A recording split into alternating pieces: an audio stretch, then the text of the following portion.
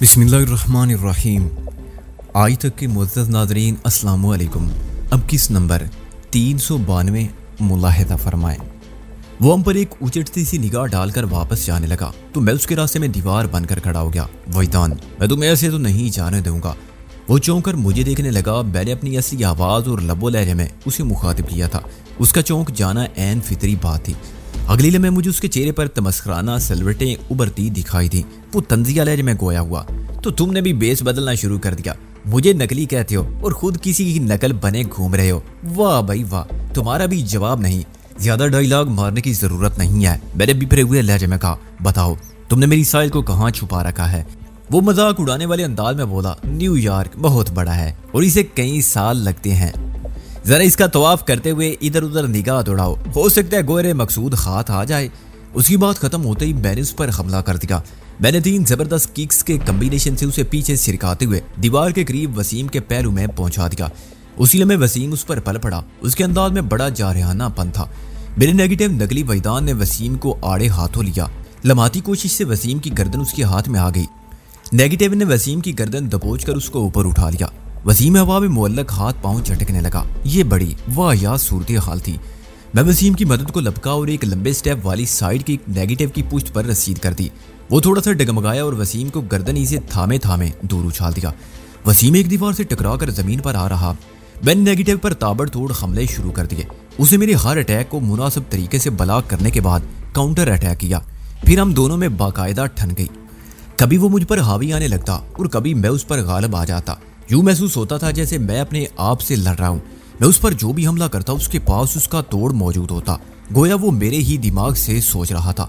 5 minute की phyta फाइटी में हमने एक दूसरे को खासी ज़रबें पहुंचाई। ब्लॉकिंग करते मेरी दोनों कूनियां जैसे सुन सी हो गई। मैंने एक भरपूर क्रीसेंट किक से उसके बालाई होंठ को जख्मी कर दिया। इसी दौरान में वसीम एक तरफ साकत खड़ा हमें यकटक देखता रहा। उसने इस नोयत की फाइट जिंदगी में पहली मरतबा मुलाहिजा की होगी। हमारा मुकाबला जारी था कि नेगेटिव ने एक अजीब हरकत की। उसने एक हाई जंप लगाई और मेरे ऊपर से परवाज करते हुए काफी फासले पर चला गया। अब वो मेरे और दाखिली दरवाजे के दरमियान 3 अंटा गफील अफराद के पास खड़ा था। उसने एक गुस्सा दिलाने वाली मानी खेद निगाह मुझ पर डाली और दरवाजे की जानिब कदम बढ़ा दिए। मैंने उसे पकड़ने के लिए दौड़ लगा दी। वसीम ने भी मेरी तकलीद की और जब तक हम उस तक पहुंचते वो दरवाजा खोलकर अपार्टमेंट से बाहर निकल गया था। वसीम, किसी कीमत पर उसे निगाह से ओझल नहीं होने देना। बड़ी मुश्किल से मुझे साहिल तक पहुंचने का एक रास्ता मिला है। अगर ये हाथ से निकल गया तो गजब हो जाएगा। हम अंधाधुंध दौड़ते हुए अपार्टमेंट से बाहर आ गए।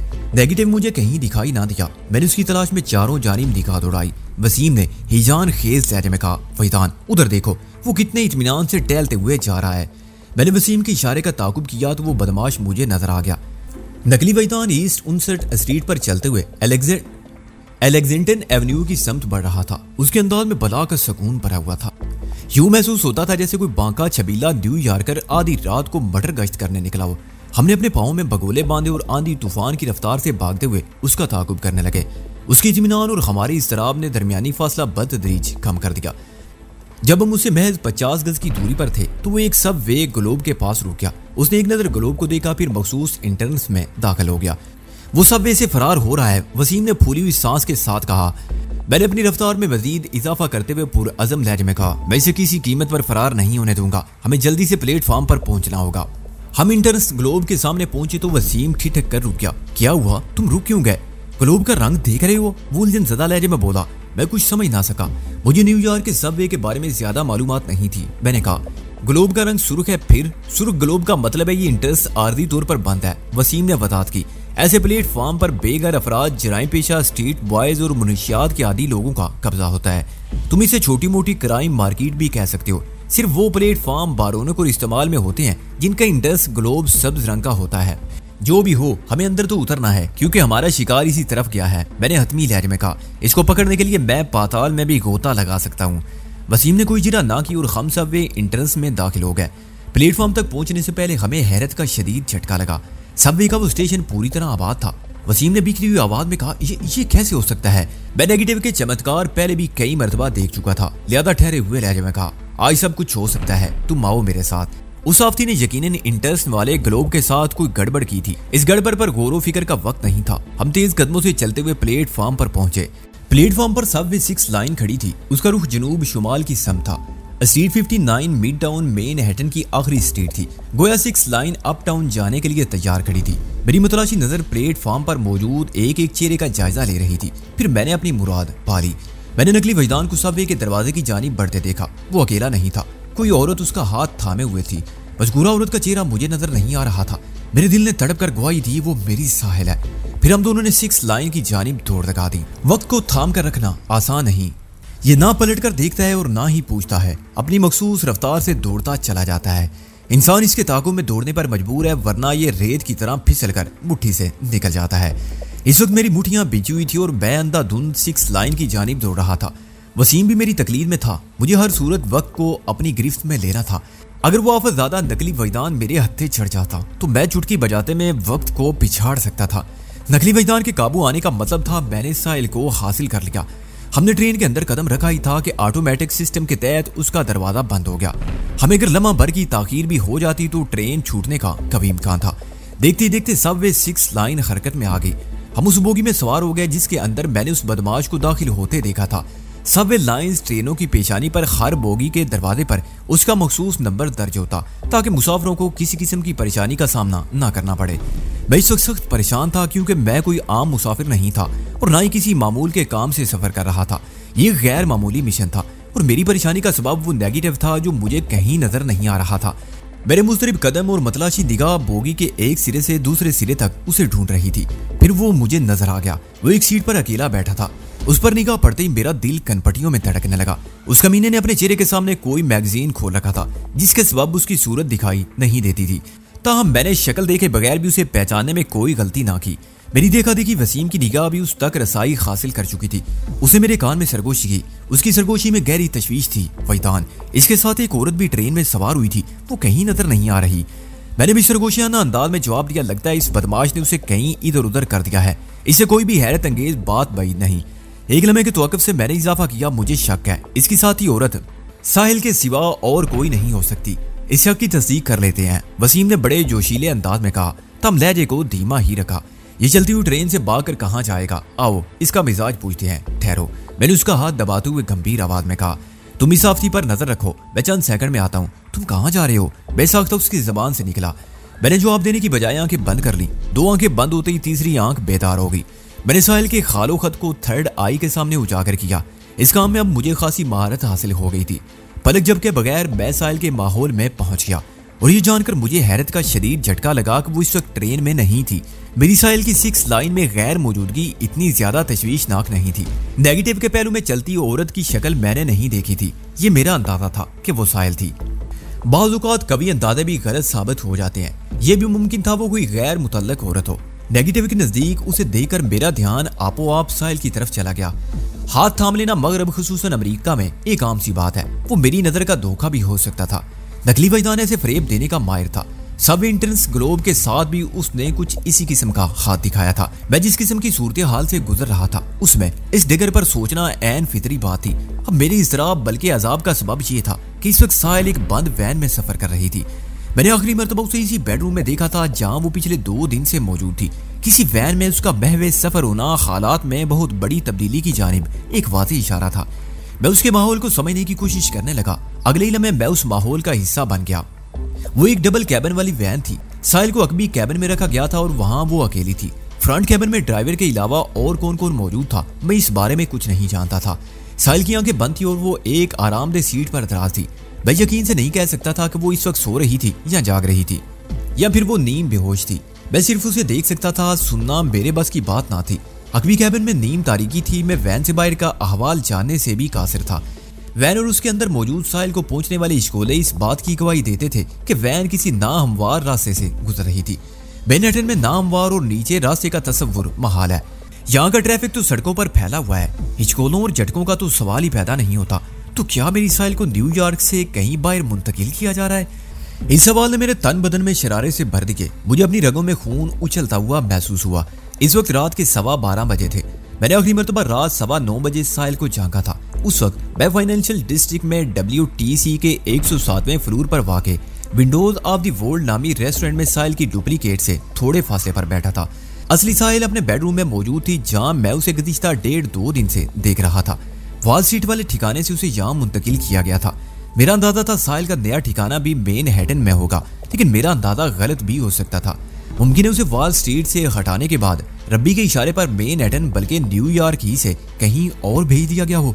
थॉम बर्नार्ड ल्यू ने अपनी मौत से कबल ये बात यकीन से कही थी कि साहिल अभी न्यूयॉर्क ही में है। बहरहाल रात 9:15 से लेकर अब तक 3 घंटे गुजर चुके थे। ये 3 घंटे किसी खुफिया मुंतकिली के लिए काफी थे। परेशान ज़हन में हर किस्म की सोचें मौजूद होती हैं, लिहाजा मैं भी हर जाविये से जहन को दौड़ा रहा था। इस तसव्वुराती दौड़ भाग में बमुश्किल 2 मिनट गुजरे होंगे कि मुझे साहिल के माहौल को खैर बात कहना पड़ा। मैंने बेसाख्त आंखें खोल दी। इस बेसाख्ती की वजह वसीम की थपथपाहट थी। मैंने उसकी तरफ देखते हुए इस्तफसार किया, क्या हुआ? मैंने अपना लहजा धीमा रखा। वो भी नीची आवाज में बोला, ये वही है। उसका इशारा नकली वजदान की तरफ था। मैंने कहा, यह बात तो मैं तुम्हें पहले ही बता चुका हूँ, अब मैंने अपनी आंखों से देखकर तस्दीक कर लिया है। वसीम ने सरसराती आवाज में कहा।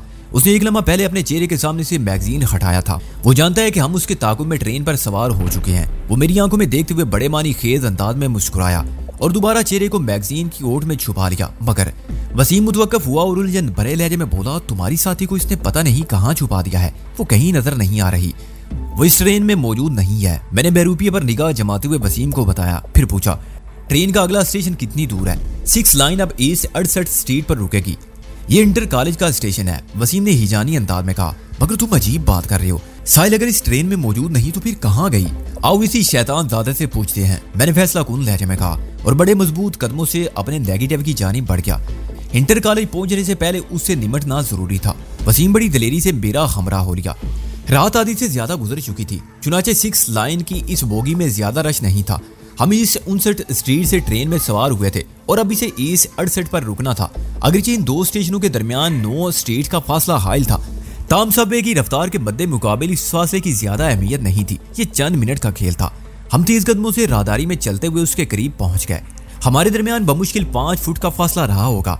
इससे कबल कि मैं पहल करता उस आफत के परकाले ने एक अजीब हरकत की। उसकी हरकत से यह भी साबित हो गया कि इंग्लिश मैगजीन के अकब से वो हम पर भरपूर निगाह रखे हुए था। हम जैसे उसके नजदीक पहुंचकर रुके, उसने अपनी सीट से उछलकर डबल किक चला दी। ये खतरनाक किक लोअर फ्लाइंग थी। वो अचानक ही हवा में उछला था। मैंने बड़ी सूरत से अपनी जानिब आने वाले उसके पांव को भला किया और एक झटके से उसे धकेलने की कोशिश की। वसीम अलबत्ता जुज़वी तौर पर उसके हमले की जद में आ गया। नेगेटिव की किक उसके शाने पर लगी। नेगेटिव के संभलने से कबल मैं उसके सर पर पहुंच गया।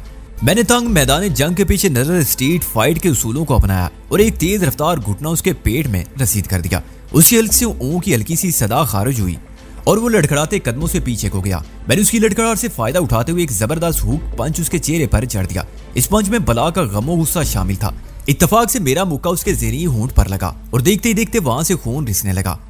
C62 सनशाइन अपार्टमेंट्स में हमारे दरमियान सिर्फ 5 मिनट तक एक बैलेंस फाइट हुई थी और मेरी एक शानदार क्रीसेंट किक ने उसका बालाई होंठ खोल कर रख दिया था। नकली वजदान ने हाथ की पूंछ से अपने जख्मी होंठ साफ किए और सुलगती हुई नजर से मुझे तकने लगा। उसकी आंखों से चिंगारियां सी छूट रही थी। मैं अगरचे बदली हुई सूरत में था, लेकिन C62 में हमारा तारुफ हो चुका था। वो जानता था मैं उसका असल हूँ। उसके चेहरे के तासरात बताते थे वो असल को बिठाकर खुद को असल बनाने की कोशिश में था। ट्रेन की इस बोगी में ज्यादा मुसाफिर नहीं थे। जो थे वो पूरी तरह हमारी जानिब मुतवज्जो थे। अभी तक किसी ने बीच बचाव की कोशिश नहीं की थी और ये हमारे हक में बेहतरी था। हमारे दरमियान अभी तक कोई मुकालमा नहीं हुआ था। ये दरवाजा मैंने खोला था। शराफत से बता दो मेरी साहिल कहाँ है? मैंने उसकी आंखों में घूरते हुए खून ख्वार लहजे में उससे दरियाफ्त किया। तुम्हारे यहूदी बाप मोशी हाइमन के चमचे खास ने मरने से पहले मुझे तुम्हारी और साहिल के बारे में बहुत अहम बातें बताई हैं। क्या तुम भी मेरे हाथों से बर्नार्ड ल्यू जैसा हशर बनवाना चाहते हो? साहिल इसी ट्रेन में है। वो घायल होंठों पर जहरीली मुस्कुराहट सजाते हुए बोला, और वो तुम्हारी नहीं मेरी साथी है। हम ईस्ट हार्लम की तरफ जा रहे हैं। तुम बकते हो, साहिल इस ट्रेन में मौजूद नहीं है। मैंने तैश दिलाने वाले अंदाज में झूठे के मुंह पर अल्फाज का तमांचा रसीद करते हुए कहा, अगर तुम्हारी बात मान ली जाए तो फिर वो दिखाई क्यों नहीं दे रही? वो ठहरे हुए लहजे में बोला, वो मेरी साथी है इसलिए सिर्फ मुझे नजर आती है। तुम जैसे अंधे की उस तक रसाई मुमकिन नहीं है। मैं जानता था वो 101% दरोग गोई से काम ले रहा था। थर्ड आई से धोखे का एहतमाल नहीं था। मैं थोड़ी देर पहले साहिल को किसी बंद वैन में महवे सफर देख चुका था। नकली वजदान से बहसा बहसी का कोई फायदा नहीं था। साहिल जहां कहीं भी थी उस तक पहुंचना बात की बात थी। ये शैतान ज्यादा चलती ट्रेन में हाथ लग गया था तो क्यों ना इसका कांटा साफ कर दिया जाता। ये कुछ अरसे से किसी नंगी तलवार के मानिंद मेरी शाह रग पर लटक रहा था। इसे पहुंचने वाला नुकसान दर हकीकत रब्बी का नुकसान होता और ऐसे नेक कामों में ताखीर मुनासिब नहीं होती। ये तमाम तर ख्यालात सेकंड के 20वें हिस्से में मेरे ज़हन से गुजरे और मैंने बदसूर उस बहरूपिये की आंखों में झांकते हुए कहा, ठीक है, मुझे ये तस्लीम है कि मैं साहिल वाले मामले में किसी हद तक अंधा हूँ, लेकिन तुम तो मुझे बड़ी वजह से नजर आ रहे हो, क्यों ना आज दो दो हाथ हो ही जाएं। वो वसीम की तरफ देखते हुए तंजिया लहजे में बोला, हाथ का डंडोरा पीटते हो और पूरे 4 हाथों से मेरी जानी बढ़ते हो, ये कहाँ की मर्दानगी है। मैं उसकी बात की तह में पहुंच गया। ये बात नहीं थी कि वो हम दोनों के बैक वक्त हमलावर होने से खाइफ था। असल में वो मुझे ताओ दिलाने के लिए इस किस्म की ओछी मुकालमेबाजी कर रहा था। मैं उसकी चाल में ना आया और वसीम को एक समत रुकने का इशारा करते हुए अपने परतू के सामने तन कर खड़ा हो गया। फिर सनसनाते लहजे में कहा, मैंने तुम्हारी फरमाइश पूरी कर दी, मेरा साथी हमारे बीच नहीं आएगा। फिर मैंने दाएं हाथ से बाएं बाजू को थपकते हुए जहरीले लहजे में कहा, मैंने अपनी माँ का दूध पिया है, उसी दूध की कसम खा कर कहता हूँ आज के बाद तुम मेरे मुकाबिल खड़े होने के काबिल नहीं रहोगे। और अब ये देखना है कि तुम्हारी जगह में मोशे हाइमन ने कौन सा गंदा खून इंजेक्ट किया है, तुम्हारे जहन को किस साजिशी जहर ने आलूदा किया है। वो फुनकारते हुए मुझ पर हमलावर हुआ। मैं ज़हनी तौर पर पहले ही तैयार खड़ा था। उसने छत में नस्ब सपोर्टिंग हुक को थाम कर दोनों टांगे किसी सीलिंग फैन के ब्लेड की तरह चलाई। अगर मैं उसकी टांगों की जद में आ जाता तो वो मुझे आईनी शिकंजे में कस चुका होता। उसके हरकत में आते ही मैंने झुकाई दी और दूसरी जानिब निकल गया। हुक को छोड़कर फर्श पर आया और पलट कर घुर्राने लगा। इस नाकामी ने उसे गुस्से में मुब्तला कर दिया था और मैं अब रुकने वाला नहीं था। वो जैसे मेरी जानिब सीधा हुआ, मैंने मुख्तसर से स्टेप के साथ उसके सीने पर एक पुश किक रसीद कर दी। इस किक में एक जोरदार धक्का पोशीदा था। वो 2 कदम पीछे गया, फिर अपने अकब में ट्रेन की दीवार से जा टकराया। उसने इसी पर बस नहीं की बल्कि बैक पुश की मदद से वो तकरीबन हवा में तैरते हुए मेरी समत आया। उसका अंदाज फ्लाइंग किक मारने वाला था। मैंने साइड ब्लॉक किया। ट्रेन में इतनी जगह नहीं थी कि हम आजादाना एक दूसरे पर हमलावर हो सकते। मेरा परतू जज्बात में आकर कुछ ज्यादा ही उछल कूद मचा रहा था। शायद इसलिए उसे बार बार नाकामी का मुंह देखना पड़ रहा था, जबकि उसके बरक्स मैं स्ट्रीट फाइट के उसूलों पर कारबान था। मौके की नजाकत इन्हीं उसूलों का तकाजा करती थी। मेरी ब्लॉकिंग के नतीजे में वो एक मुसाफिर के ऊपर जा गिरा। इस टकराव के नतीजे में मजरूम मुसाफिर की गालियां बुलंद हुई। मेरे मद्दे मुकाबले ने उस मुसाफिर के मुंह पर एक थप्पड़ रसीद कर दिया और उठकर मेरी जानी पड़ा। उसी लम्हे मैंने उसकी नाक पर एक जोरदार मुक्का जड़ दिया। वो अपनी नाक थाम कर पीछे को गया। मैंने उसकी पसलियों में एक प्रेशर किक टिका दी। वो ट्रेन के फर्श पर फिसला और उसी मुसाफिर के कदमों में जा गिरा जिसके मुंह पर उसने लम्हा भर पहले तमाचा मारा था। ये एक इत्तफाक ही था और खासा संगीन इत्तफाक था। मेरे दुश्मन की ज़ीमत काबिले दी थी। वो मुसाफिर बहुत बरम था। उसने आओ देखा ना था अपने बूट को नकली वजदान के सीने और पेट पर बरसाना शुरू कर दिया। ये उसके गुस्से और कमजोरी का इजहार था और ऐन फितरी रद्देमल था। वो बेचारा ये नहीं जानता था गलती से किस मुसीबत के मुंह में हाथ दे बैठा है। जल्दी उसे इस गलती का खुमियाजा भी भुगतना पड़ा। फर्श पर पड़े हुए आफतजादे ने मुसाफिर की टांगों में हाथ देकर उसे ऊपर उठा लिया, फिर उसे अपने पांव पर रखते हुए पूरी कुव्वत से दूर उछाल दिया। उसके साथ ही वो बड़ी सूरत से हैंड स्प्रिंग लगाकर एक झटके से अपने कदमों पर खड़ा हो गया। मुसाफिर ने फजा में लमाती परवाज की और ट्रेन की विंडो साइड से जा टकराया, फिर एक झटके से फर्श पर आ रहा। चंद मुसाफिर हमदर्दी से मजरूब मुसाफिर की जानिब बढ़े और उसे संभालने की कोशिश करने लगे। नकली वजदान ने अपने तर्दे अमल से मुसाफिरों के दिलों को नफरत से भर दिया था। सब नफरत भरी निगाहों से उसे देख रहे थे। ताम उसके खतरनाक तेवर देखते हुए किसी ने उसे उलझने की कोशिश नहीं की। वो खामोश तमाशाई बने रहे और इसी में अपनी आफियत महसूस करते रहे। पराई आग में कौन कूदता है। ये सूरत हाल मेरे हक में साजगार थी। बेचशमे ज़दम में वहाँ मौजूद अफराद की हमदर्दियाँ समेट चुका था। हमारे माबैन होने वाली मुकालमेबाजी ने उन्हें यह भी बावर कराया था कि वो जालिम और मैं मजलूम हूँ। मेरी किसी साथी औरत पर उसने गासबाना कब्जा कर रखा है। नेकी और बदी की कुव्वतें हर हाल में खुल कर रहती हैं, चाहे वो किसी भी शक्ल में बरसरे पैकार क्यों ना हो। अचानक मुझे पलट जाना पड़ा। मैंने अपने पहलू में एक गैर मामूली हरकत महसूस की। मुझे एक लम्हे के लिए गाफिल पाकर वो कमीना मेरे करीब आ गया और अकब से मुझे उठाने के लिए अपने दोनों बाजू मेरी कमर के गिर्द हमायल करने ही वाला था कि मैं बिजली किसी तेजी से घूमा और मेरी दाईं कूनी उसकी कनपटी पर पड़ी। चोट अगरचे शदीद थी मगर वो बड़े तहम्मुल से पी गया। उसके मुंह से एक हल्की सी सिसकारी बरामद हुई। ताम इसी दौरान में उसने मेरी कमर पर गिरफ्त कायम कर ली। इसी हालत में उसने मुझे उठाने की कोशिश की तो मैंने बाईं कूनी को पहले वाले अंदाज में आजमाया। नतीजा कदरे मुख्तलिफ बरामद हुआ। इस मर्तबा कनपटी की बजाय मेरी कूनी उसकी गर्दन का मिजाज पूछ रही थी। फिर मैंने इन हमलावर हरकतों को पैर दर पे आजमाना शुरू कर दिया। वो पिटता रहा मगर उसने अपनी गिरफ्त ढीली ना की और ठहरे हुए अंदाज से मजबूत कदमों के साथ ट्रेन के दरवाजे की जानिब बढ़ता रहा। उसके तेवर से यही महसूस होता था कि वो यूं ही उठाए उठाए मुझे ट्रेन से बाहर फेंकने का फैसला कर चुका है। ट्रेन के दरवाजे ऑटोमेटिक सिस्टम के तहत लॉक थे। इन्हें अपनी मर्जी से खोला नहीं जा सकता था। ट्रेन से मुतल्लक जिम्मेदार शख्स ही अपनी या फिर किसी मुसाफिर की दरख्वास्त पर वो दरवाजा खोल सकता था और वो भी ट्रेन रुकने के बाद। चलती हुई ट्रेन में तो ये मुमकिन नहीं था, अलबत्ता ये हो सकता था कि वो शैतान ज्यादा दूरी से मुझे दरवाजे पर दे मारता और इत्तफाक से इस टकराव के नतीजे में दरवाजा खुल जाता। मैं इससे आगे कुछ ना सोच सका। इत्तफाक से भी ऐसा नहीं होना चाहिए था। अगर वो वाकई मुझे ट्रेन से बाहर फेंक देता तो मेरी सलामती के इम्कानात मालूम हो जाते। अंडरग्राउंड पथरीली महदूद सुरंग में दौड़ने वाली वो ट्रेन मेरी आखिरी सवारी साबित होती और इससे बाहर पहुंचते ही मेरा जो असर होता वो सुनने और देखने वालों के रोंगटे खड़े कर देने के लिए काफी होता। मैंने लम्हा भर में एक फैसला किया और जब हम दरवाजे से 3 फुट की दूरी पर थे तो मैंने अपने उस फैसले पर अमल भी कर डाला। इस काम के लिए मुझे भरपूर मक्कारी दिखाना पड़ी। मैंने यही जाहिर किया जैसे मैं उसकी गिरफ्त से निकलकर नीचे बैठने की कोशिश कर रहा हूँ। वो मेरे चक्कर में आ गया। मैंने फिर इसी धोखाधड़ी के दौरान में अचानक अपने बदन को झटका दिया। मेरा जिस्म किसी गठरी के मानिंद हवा में बुलंद हुआ। उसके साथ ही मैंने नकली वजदान की गिरफ्त में रहते हुए दोनों टांगे सामने की समत खोल दी। एक बेसाख्ता और भरपूर एक्शन था। मेरे पांव दरवाजे के हैंडल से टकराए और मैंने चश्मे ज़दन में हैंडल पर पांव के दबाव से जबरदस्त पुश हासिल किया और अपने परतू को एक झटके से पीछे धकेल दिया। शायद वो मेरी इस अचानक कार्रवाई के लिए ज़हनी तौर पर तैयार ना था। उसके आगे बढ़ते हुए कदमों में लग्जश नमूदार हुई। मेरे लिए ये लम्हाती मोहलत किसी सुनहरी मौके से कम ना थी। मैंने किसी नतीजे की परवाह किए बगैर उसे बालाई बदन को आगे की जानिब झुलाया और दोनों टांगे फोल्ड करके पाँव की एड़ियां उस शैतान ज़ादा के पेट के जरिए हिस्से पर रसीद कर दी। एड़ी उरकूनी की ज़रब अपने अंदर दर्दनाक अजाब का खजाना समेटे होती है। इस तकलीफ की शिद्दत को वही शख्स महसूस कर सकता है जो किसी बदकिस्मती से इस तजर्बे से गुजरा हो। ये ज़बानी कलामी समझ में आने वाली बात बिल्कुल नहीं। और मैंने एड़ियों की ये ज़रब नकली वजदान के जिस्म के जिस हिस्से पर पहुंचाई थी वहाँ उसकी शिद्दत में 1000 गुना इजाफा हो जाता है। मेरी मिकान की हरकत नतीजा खेज साबित हुई। उस बैरूपिये के हल्क से एक तकलीफ दे आवाज खारिज हुई। उसके साथ ही मैंने खुद को ट्रेन के फर्श की जानिब मुंह के बल गिरते हुए पाया। मेरी तरफ ने नकली वजदान की गिरफ्त छुड़ा दी थी। वो इस वक्त जिस किस्म के हालात से गुजर रहा था वहां तो की गिरफ्त कायम रखना मुमकिन नहीं था। वो दोनों हाथों से पेट के मजरूब मुतासरा हिस्से को दबाते पीछे हटने पर मजबूर हो गया था। इससे पेशतर के मेरा चेहरा ट्रेन के फर्श से टकराता मैंने दोनों हाथों की हथेलियां फर्श पर टिकाई और हैंड पुश के जरिए अपनी बाड़ी को हवा में उछाला। ये उछाल नीचे दर्जे की थी। अगले ही लम्हे मैं अपने कदमों पर खड़ा हो चुका था। उसी वक्त मैंने नकली वजदान को संभल कर अपनी समत बढ़ते हुए पाया। हम दोनों बमुश्किल एक दूसरे से 6 फुट की दूरी पर राह गुजर में खड़े थे। हमारे दरमियान फर्श से छत तक वो फौलादी डंडा सादा था जो खड़े मुसाफिरों के लिए सहारे का बायस होता है। इस नोयत के सहारे के लिए ट्रेन की छत से आईनी जंजीर वाले हुक भी लटक रहे थे। नकली वजदान का चेहरा गजबनाक हो रहा था। वो ऐसी नजर से मुझे देख रहा था जैसे मैं उसके हाथ लगा तो वो मुझे चुटकियों में मसल डालेगा। ये उस इन्वेस्टमेंट का कमाल था जो मैंने उस पर की थी। मैं उस पर निगाह रखते हुए फौलादी डंडे के करीब आया, फिर उसे मजबूती के साथ थाम कर हवा में घूम गया। ये मेरी अचानक और खतरनाक हरकत थी।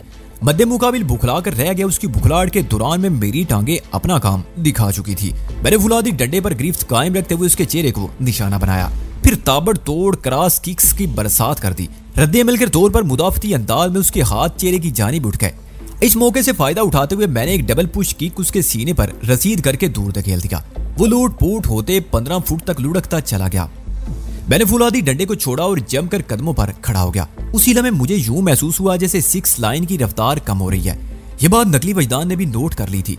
उसने चौंक कर मेरी जानिब देखा और उठते ही एक तरफ दौड़ लगा दी। ये बड़ी वाहियात सूरत हाल थी। अगर वो वहां से निकल जाता तो बड़ी मुश्किल हो जाती। ट्रेन की बदतरीज कम होती रफ्तार इस बात का ऐलान कर रही थी कि हिंटर कॉलेज का स्टेशन आ गया है।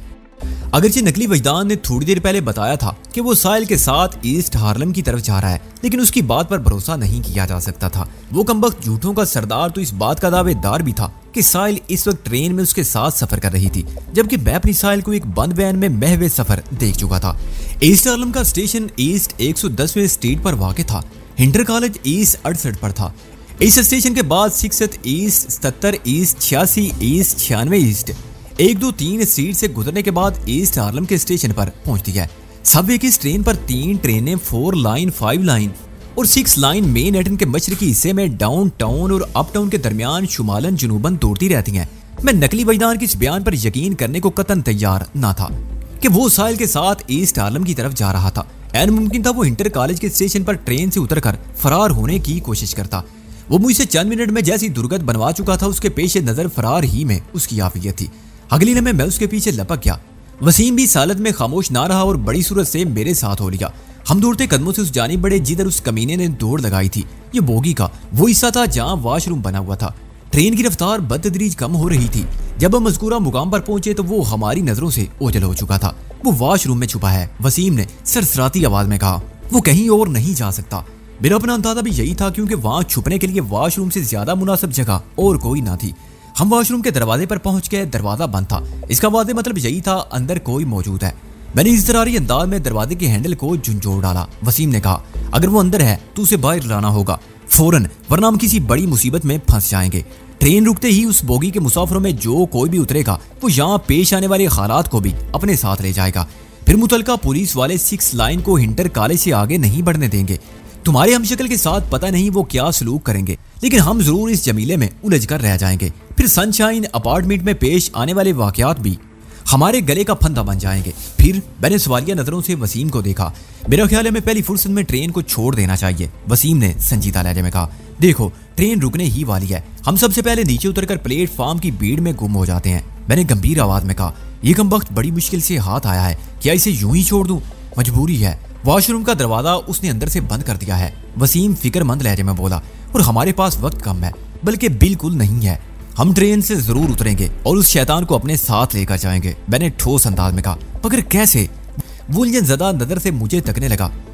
उसने दरवाजे को दरवाजा अंदर से बंद है या बाहर से, तुम इस चक्कर में ना पड़ो। मैंने कते कलामी की और सनसनाती आवाज में कहा, और तुम्हारे कैसे का जवाब ये है, देखते जाओ।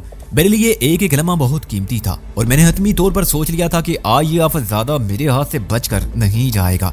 कोई बंद दरवाजा खोलना मेरे बाएं हाथ का खेल था। मैं वॉशरूम के दरवाजे के सामने हार्ड स्टांस बनाकर खड़ा हो गया। ये ब्रेकिंग पोजीशन थी। मैंने ची की कुव्वत को आजमाने का फैसला कर लिया और ये एक बरवक्त फैसला था। मैंने दरवाजे के हैंडल के ऊपर निगाह जमाई और एक तवील सांस खींचकर फेफड़ों को हवा से भरा। फिर जेल करते हुए फेफड़ों की हवा को एक धक्के से मुंह के रास्ते खारिज कर दिया। उसके साथ ही मेरी दाईं हथेली ने मेकानिकी अंदाज में हरकत की और हाथ का एक क़यामत खेज पुश हैंडल पर मुंतकिल हुआ। ये तीनों स्टेप बमुश्किल 1 सेकंड में मुकम्मल हुए थे। वॉशरूम का दरवाजा इस अंदाज में खुला जैसे किसी चीखते चिंगाड़ते हाथी ने उसे अपनी बदमस्ती का निशाना बनाया हो। दरवाजा खुलने की मुहीब आवाज में लाख टूटने की सदा कहीं गुम होकर रह गई थी।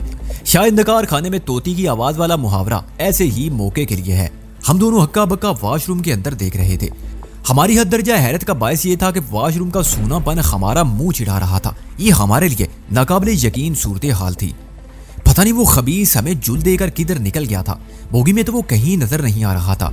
वॉशरूम के सामने खड़े होकर वक्त बर्बाद करना सरासर हमाकत होती। हमने आंखों में एक बात की और तेजी से दरवाजे की जानिब पलटे। इसी दौरान में 6 लाइन हिंटर कॉलेज के स्टेशन पर रुक गई थी। अगली लम्हे ऑटोमेटिक सिस्टम के पाबंद दरवाजे खुल गए। मैं अपने नेगेटिव को उस ट्रेन के अंदर छोड़कर नहीं जाना चाहता था, लेकिन उसे ट्रेस करने का वक्त नहीं था। वसीम के मशवरे में अच्छा खासा वजन था।